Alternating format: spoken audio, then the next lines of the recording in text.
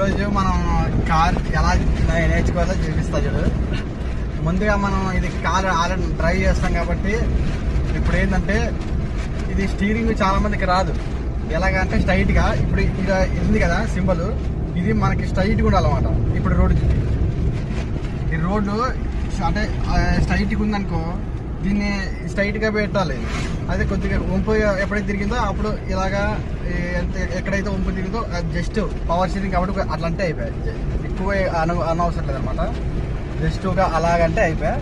ఇది అంటే మన ఇంకోటి చెప్తాడు, ఇండికేటర్లు ఈ వైపర్లు ఏమంటే ఇది దబ్బున చేతితో ఉండేది. ఇప్పుడు పాత మోడల్స్ కార్లకి ఏమో ఇక్కడ ఇచ్చేది వాళ్ళు ఇండికేటర్లు, ఈతలేమో వైపర్ ఉండేది.